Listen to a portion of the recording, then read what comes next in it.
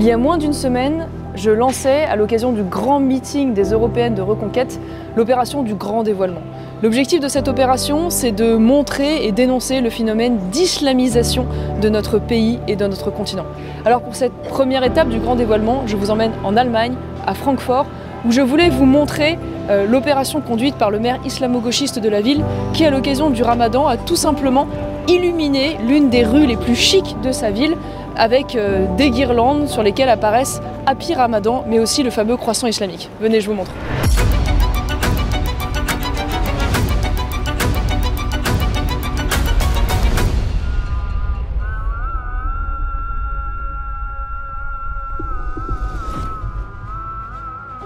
Alors le maire de Francfort n'est pas le seul à avoir illuminé sa ville à l'occasion du Ramadan, puisque le maire de Londres a également eu cette démarche, ce qui n'est pas surprenant, puisque sous le poids à la fois de la démographie et de l'immigration, mais aussi du clientélisme électoral, vous verrez malheureusement ce genre de phénomène se multiplier.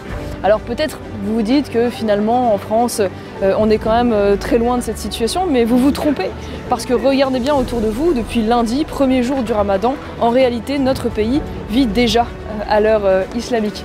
Vous le voyez avec la multiplication des publicités pour le Ramadan dans vos boîtes aux lettres, dans l'espace public, dans les supermarchés.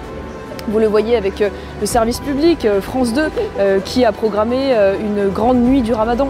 Vous le voyez avec Grégory Doucet, le maire islamo-gauchiste de Lyon, qui a décidé tout simplement d'arrêter les travaux de la ville pour ne pas gêner le marché du Ramadan.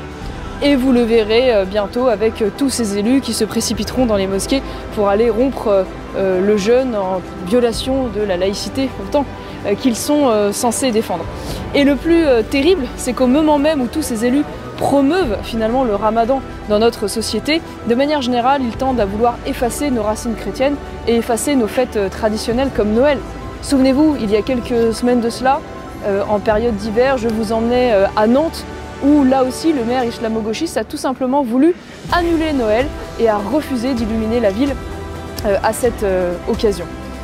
Et bien ce qui est en train de se passer sous nos yeux, ici comme en France, comme à Londres, c'est que tout simplement le Ramadan, cette fête islamique, est en train de s'installer comme finalement une fête traditionnelle française et européenne, au même titre de Pâques et au même titre que Noël.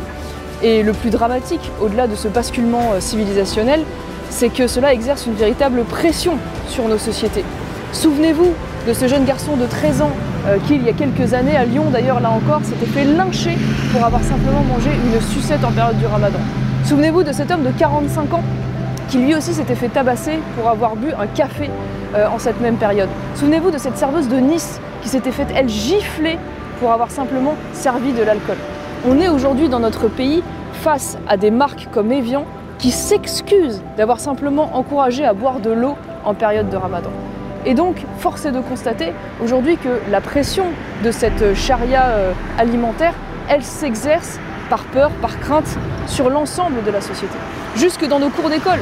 Écoutez les témoignages absolument hallucinants de ces professeurs qui expliquent qu'aujourd'hui, ils voient des jeunes enfants de 7 à 8 ans jeûner, et au prix évidemment de leur bonne santé, ou d'autres élèves qui, eux, n'osent plus s'alimenter en période de Ramadan ou le font de manière très discrète par peur justement d'être vilipendés par leurs petits camarades. Et donc, ce qu'il faut en conclure, c'est qu'il est grand temps de réagir et je vous propose de le faire dès le 9 juin prochain à l'occasion des élections européennes en refusant l'islamisation de notre continent.